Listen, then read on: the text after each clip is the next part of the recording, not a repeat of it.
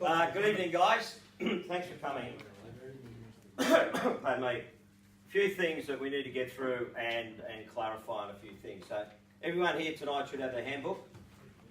Can you please get your handbook out and a pen or a highlighter or whatever you've got, just to bring it up to speed with what changes have happened and been through this. If you haven't got anything, just see me after the meeting. We'll have a chat. For those that aren't here, I'll be sending this information out, so you may get double up, you may get another email about it, but just to make sure we cover everybody, so what's going on. First and foremost, please turn to page 38. Now, we're not going through the whole book, Leo, it's all good. Right, page 38, 9.9.3, where it says bowling type definition. Bowlers of medium pace or faster as determined by the umpire, basically for that level of cricket. Which then, so put a little line next to it or an asterisk or whatever you want to think that works for you. Then move to 9.9.4, the bowling limitations, because that has changed from last year. So anyone who's got last year's book and has a look at that will see that the under-19s consecutive overs moved from 8 to 7. That's the only change in the component there.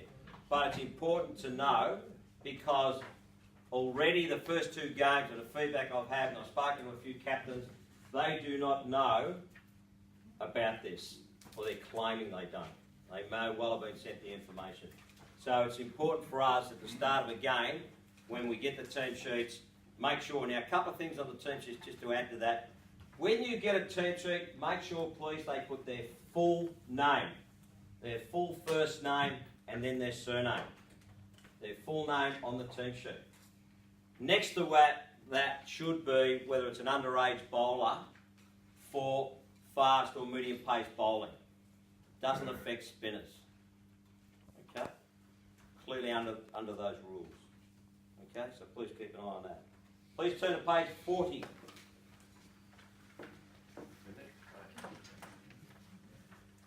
Under page 40, 11.1.2, it says the umpire shall be the sole judge of the fitness of the ground, weather and light for play. If you go back, for those that were here when I went through the laws, that has changed. You can write this in, 2.8.2, under that law, it virtually says that only one umpire, if you've got two at a game, one umpire decides that the fitness of the ground or weather and light for play, then if one umpire wants to go off, then the other umpire should go as well. What I want to encourage you to do is still do it in consultation, please. We don't want one to be copping all the flack or someone saying, which I really detest, bagging our mate by saying, no, it wasn't me, it was Brian Farrer, he wanted to go off. You know, so because one under the law now, we're going to take that easy option. Now, I think it's a strange law when you've got two official umpires, especially at the higher level, for one umpire to make that judgment call. Because we've all got differing opinions. So that's why consultation is really important. So please make sure that you have that consultation. Obviously, if you're an umpire, you happen to be in the thirds or the fourths, you're on your own, you've got to make that call. But when in doubt, play as much as you possibly can. We want to give players the opportunity to play cricket. But if you believe it's dangerous, that's when you would make a decision to come off. Okay? Page 41. Just go to 12.4 and you'll see in bold it says 2.44 metres, 8 feet. The pitch shall be prepared to a minimum width. That is incorrect. That's not what... Who can tell me what the width of the pitch is? 10 feet. 10 feet in the old vernacular. Okay, so that's an error in there. So underline it, be aware of it, just in case someone tackles you on it. I haven't seen any of our pitches and any of our grounds that come under that, but it's in the book. So just need, I've spoken to Ken Hilton about that, will be removed for next year. Page 41 again, 12.7, which is down the bottom. This is a new one. All boundary markers, lines, hats, ropes, and I'll go through on the PowerPoint in a minute as well. Must be at least 2.74 metres. Now it says at least. If they want to make it a minimum of 3 metres, that's fine. Now I can tell I was at Ormond 2 weeks ago, and Johnny Craig said to me the council wanted to be 3 metres. Well, if that's what they want, the club happy to oblige, as long as it's the 2.74 metres, really important that we acknowledge that. Now, we are not, under our rules, we are not supposed to start the game at all until umpires have checked that it is a minimum of 2.74 metres. So make sure you walk around the ground. I can tell you, I umpired with first timer Michael Payne last Saturday. We walked around down the the goal post area, and it was 2.5 where the cones had been. So we moved them out back to be over this 2.74. Now I know it's a minor thing. Is it ever likely to be checked? Probably not, but it's more for insurance purposes. So if a player happens to be running down there, slides in and goes past that, hits the goal post or point post, gets injured, wants to make a claim, then in a court of law they'll want to know if that 2.74 has been adhered to. And I can tell you exactly because there's a court case just been finished in the VAFA under football, going back 4 years ago to a junior competition where a player was injured. In the AMOs we have a rule minimum of 3 metres, minimum, and they could go more. What happened, the judge Googled it and found by measuring that it was under the 3 metres. That kid was awarded $550,000. It was appealed only 6 weeks ago. Appeal dismissed. He got his $550,000. Simply because the boundary, if you like, wasn't within specifications. So it's an important one. It's not to be taken lightly. So make sure you go out with a tape measure, as Michael and I did, and check it. Now I'm not saying you go to every cone, but you want to check at least four, maybe 5, 6 spots to be convinced that it's within or past that specification. Ben, just on that one, you mentioned the word cone. The first match that I had only had paint dots, although this round 2 we did have cones. It's on the slide as well, which I'll go through it as well. Okay, page 42.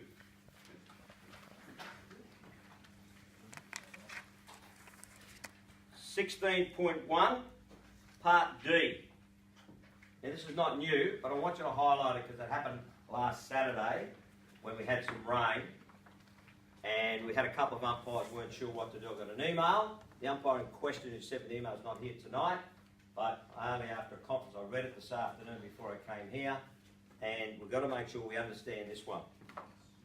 For all 11s, if playing time not exceeding 60 minutes in aggregate, which means less than 60, so if it's 30 minutes, it's less than 60, is lost through stoppages or bad light on day 1, and the side batting first has not been dismissed or declared its innings. In other words, it might not have even started. Play for day 2, the hours of play for day 2 will reschedule to commence at 12:30.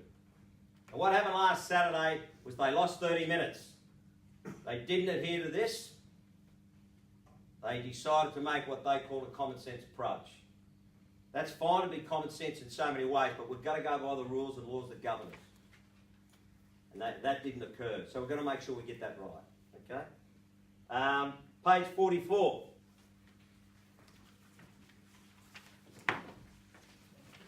(16.6). Now again, this is more for new umpires. I just want to highlight about our drinks. We've had a number of clubs, and it hasn't been hot weather yet. We're not talking about adverse conditions of weather. We've had a number of games that all of a sudden either the captains or the umpires have remembered and taken drinks after 5 p.m. Our rules, our own rules within the VSDCA, drinks are not to be taken within 65 minutes of the scheduled time of pulling stumps. Okay? So the best time is around about 1:45. You might say 1 or 2 overs. Take drinks around 10 to 8 minutes to, as long as it's not past that 65 minutes or near enough to. Okay? Except in case of extreme heat. Except, and that's what I said about extreme heat, which is really important. Then you can make a judgment call on that.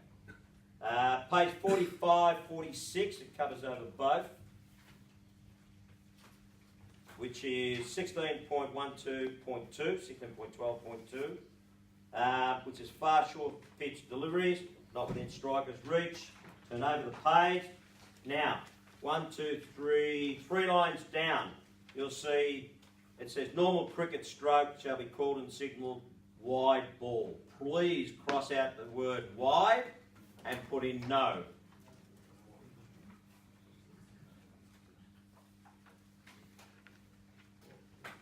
Now it says by the umpire at the bowler's end.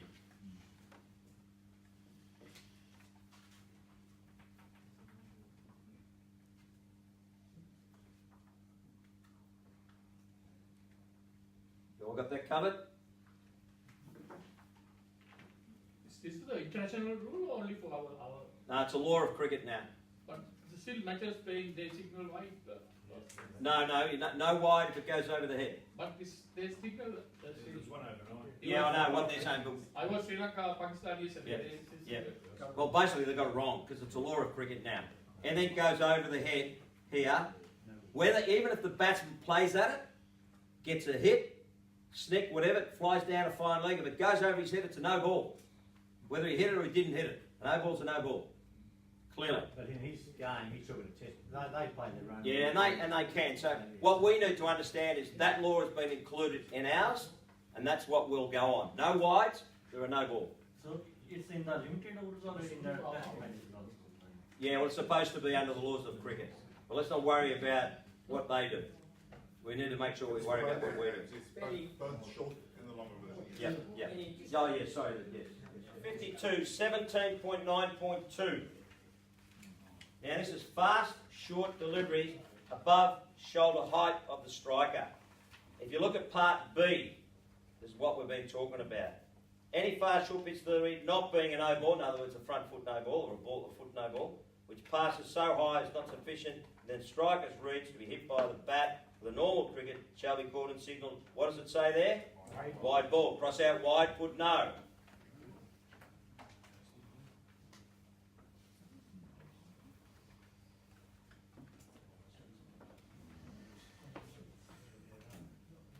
On the same page, 17.9.3 talks about dangerous and unfair bowling, slow, high, full pitch deliveries. The word slow now. We're not talking fast. It goes above the waist. Okay? That's what we're talking about here. Now it says, the dangerous and unfair bowling provision of Law 41 shall apply except that a slow, high pitch delivery above shoulder height of an upright striker. Now I read this out to another umpire there. He said, oh, hang on, you're talking about the waist. They took above the shoulder, is that above the waist? Yeah. It's got to be, it's still above the waist. It doesn't matter where it is. Any ball in here is above the waist. So if it's a full toss, now the rule is now, whether it's slow, fast, medium, whatever, it doesn't matter. Anything above the waist that is full is a no ball. Clearly. So, please make sure you understand the difference. Every ball that's a full toss above the waist is a no ball. Now, I learned something myself this year. And I learned that from Richard Patterson as well at Cricket Victoria. The waist is not our belt line. The waist, for cricket terms, is your last rib, the bottom of your rib cage, is the waistline of a human being. We tend to be on, because we put a belt on, that seems to be our waistline. But the actual waistline is the bottom of the rib cage. Now the captains were going to be told that at the two captains' meetings. Guess what happens when you don't call it around there, but up here you might call it. They're going to confuse captains. You know what? Their problem. And I'll be telling them that. So when they put on there and put feedback on your reports, and that I'll be ringing them and I'll be talking about, if you had to come to a captain's night, you would have been informed about some of these law changes. So it's really important. Now, what's going to happen when a player wearing a jumper, it's really hard to pick where the waist is and where it is. You're going to have to make a judgment call. When in doubt, leave it out. Is that close, you're not sure? Don't call. You've got to be sure about it. Clear on that? Okay. Yes? With that 9.3, where it's got shoulder height, that should now, in fact, should be reading waist. Yeah. Correct. We can't change that because that's. Well, it is. But what I was alluding to was there, because it says that it should be the waist height, is what we're really talking about. Well, the real rules are waist anyway, aren't they? Yeah. So the shoulder should be no longer in, it should be above the waist. Yeah. All right, let's keep moving. I don't want to keep you here all night. A few things to get through. Now, it's really important that everyone in the room understands that it's always been that you arrive at your game at least 1 hour before the scheduled start time. So if you know you're going by public transport, or you need to catch a cab or Uber, or you're getting a lift off someone, or you're driving there, please do your due diligence and your homework and make sure, especially if it's going to a ground you've never been before. Because you can get trapped. There's nothing worse than getting halfway there, all of a sudden, and it's been all over the news that the freeway's closed between there and there for roadworks, there's a detour, and you get caught because you've left it so fine and you're half an hour late or whatever. If you're getting, and we had a guy, one umpire last week turned up for a one-day match 20 minutes before the scheduled started time. His partner's frantic, where is he? Don't know, is he held up, is he crook, whatever. And Jim Earl's already sent out all those phone numbers for you. If you know you're going to be caught and you're stuck in traffic, or you look like you're not going to get there within that hour, or it might be 15 minutes, or where you're not far away, please do the courteous thing by your teammate, your colleague. Give them a call and let them know, rather than, look, I'll get there within 25 minutes, I'll be okay, but your partner doesn't know what's going on. So nobody's a mind reader. So let's work together on and off the field. Let's make sure we communicate. A call. Now, if you're in the car and you say, gee, I can't use it because I'm not hands-free, pull over, make a call, or text and do something. It'll take 2 minutes. And that could be vital and really important, because what we want to do, if you turn up an hour and a quarter before, don't go walking out and start checking the ground. We want to do it as a team. So wait for your partner. Now, if you get a text message or a call that says, listen, I'm not going to get there until about 40 minutes, by all means, around that time, you can go and have a look and then be prepared, so when your mate gets there, you're saving a bit of time. Well, let's try and work together as a team. Really important. I had a couple of captains call me, this is in the middle of a game this week, of course, about the front foot no balls. So there's a couple of umpires I'll be ringing just to talk to them about that, because I think we're either not concentrating, we're not looking, and a bit of a technique that I was taught way back, and I don't know whether you do it or you don't do it, but it's really important to be back from the stumps comfortable enough that you're only using your eyes. That your eyes up or down, not your head. Why is that? Who can tell me? It does take longer. It also throws out your equilibrium about trying to judge balls that bounce. And you go, gee, was that too high? You're already doing all sorts of actions. Try to keep your body as still as possible. So if you're a little bit close to the stumps, that's really hard to do. Really hard to do. So if you can be back a little bit to be comfortable, where you've just got your eye on the front popping crease, that you can see the foot just enough, and just use your eyes only. It's a technique thing.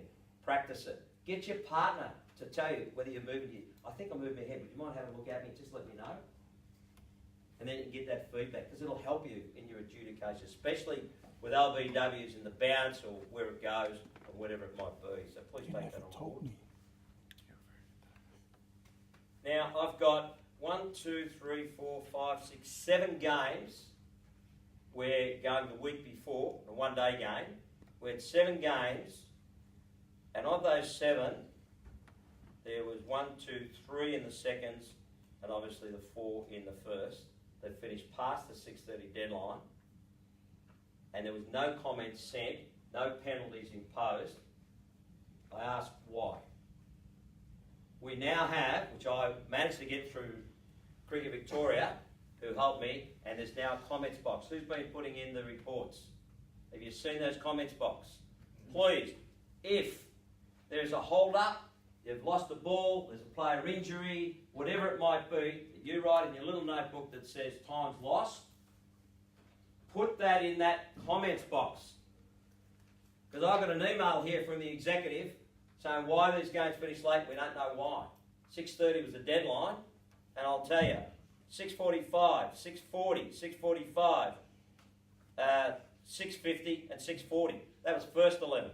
Second 11, 6:48, 6:41 and 6:40.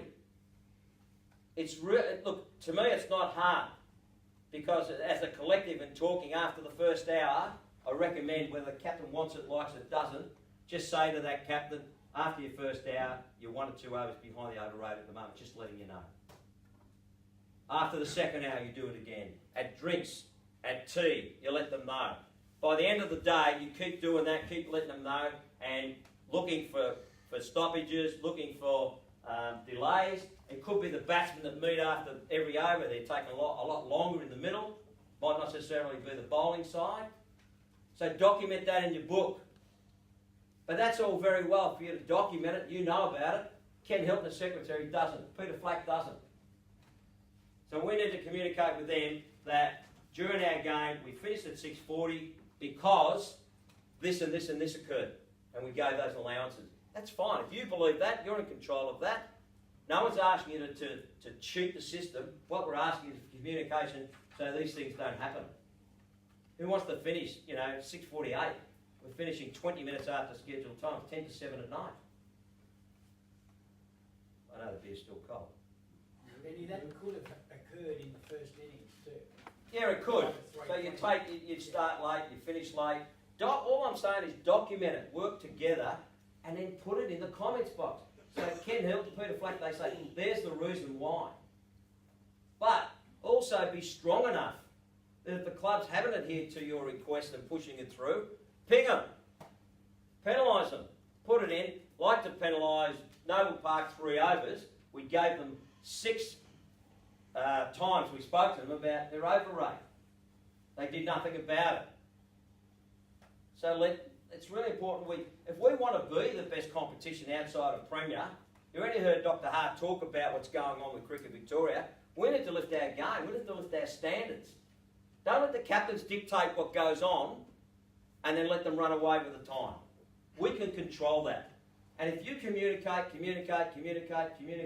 guess what? At the end of the day, when they get penalised, say, mate, you've got no one to blame but yourself because we warned you 6 times and we kept it up throughout the day. After the first hour, you give them one warning and that's it for the day, they'll just loll into their old false sense of security. So don't do it. Ping them if you need to, put it in the comments box, but communicate and let us know what's going on. So Benny, Yep. just a quick one. Our game on the weekend, Croydon only bowled 34 overs in the first session. It was terrible. We were warning them, telling them hurry up, and they kept on bowling their big, long, fast bowlers. In the end, they bowled their call for in time, so it didn't affect their over performance, and left 28 overs left at the end of the day. So they've actually bowled about 39 plus 28, and that was it for the whole day.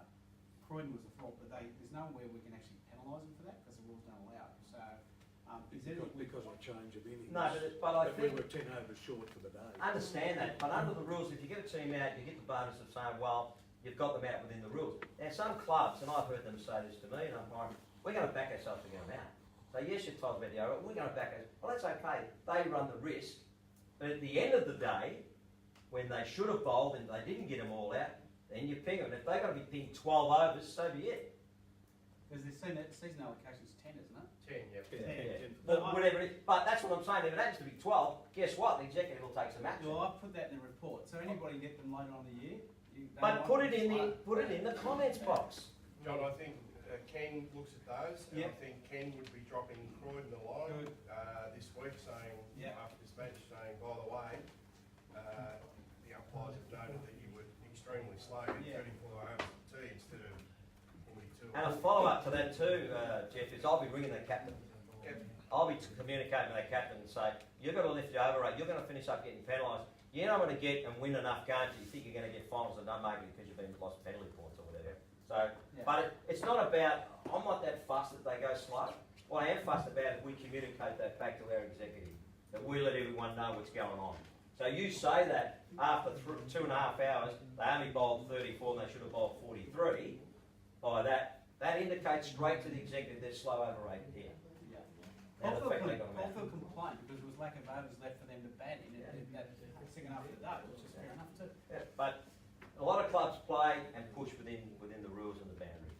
Okay, I'll move on. Oh, sorry. One last thing I want to talk about, and I know Ian's now looking after apparel, and James spoke about it. Is there anybody here, especially new umpires, that hasn't got a uniform? Like uniform but not the jacket.